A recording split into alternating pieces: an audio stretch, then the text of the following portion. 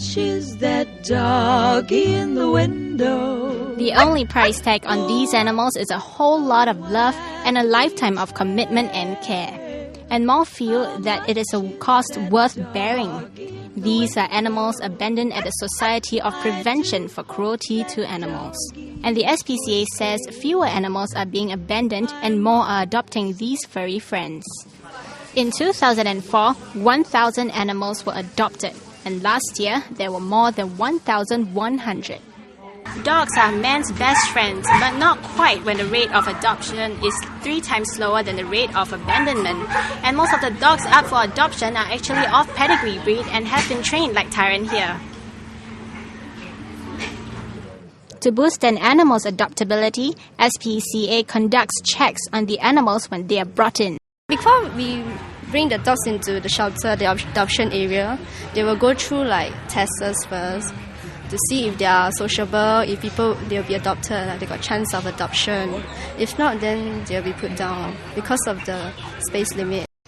Sick and aggressive animals do get put to sleep, but SPCA saw a drop of 30% in the number of animals receiving the deadly injection last year as compared to 2004. What do you do with all these animals that have aggression?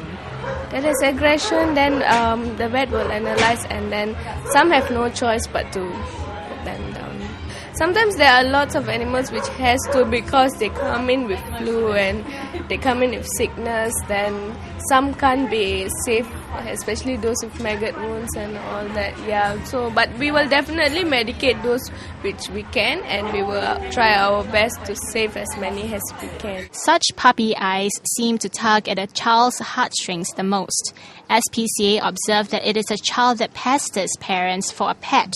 So how do you prevent impulse adoption and get potential pet owners to adopt responsibly? Children always pester their parents that they want a pet. Children will not take care of the pet because they're not capable, And so if parents are not 100% sure that they want to take on the responsibility, then we will have to explain to the children that they have to wait and explain to them the reason why it is not appropriate for them to just want to take it home on impulse. And then if the parents are not helping, then it is actually very bad for the animal. So coming here, we give them explanation. We let them see the lifespan is like they could be like primary 6 or set 1 now, thinking that they're old enough to take care, but then showing them that in the next couple of years, their lifestyle will change as they go older. Their school local behavior, and they're going to have social lives when they're older. So what's going to happen to the pet when all this takes place?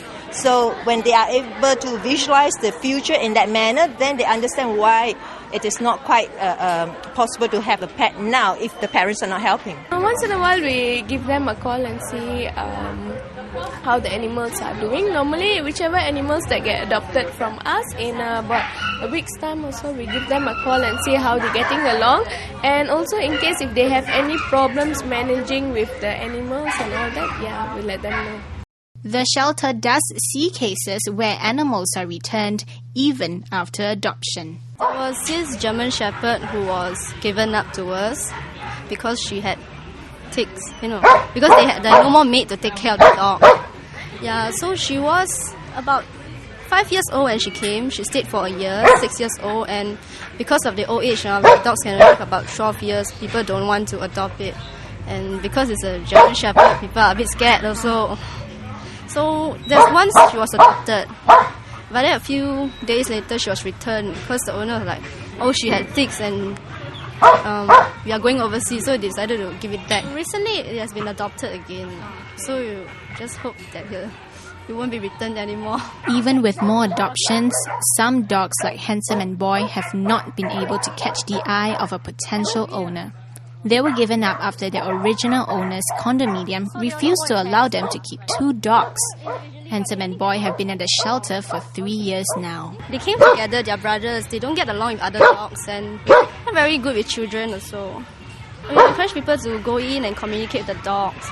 If they don't have other dogs and it's their first dog, I think Handsome and Boy is great because they are actually trained to do their business outside on the grass instead of in a house. So they will hold and then do it there. But the size of the animals still presents restrictions on adopters, as HDB forbids the rearing of medium-sized dogs, and many have failed to adopt. Are you here to adopt any animals today? Oh yes, I wanted to look around, but unfortunately, I think I have to come back again because there is not HDB approved dogs. The main problem is the rules in HDB, the HDB's policy is that you can't keep a medium-sized dog.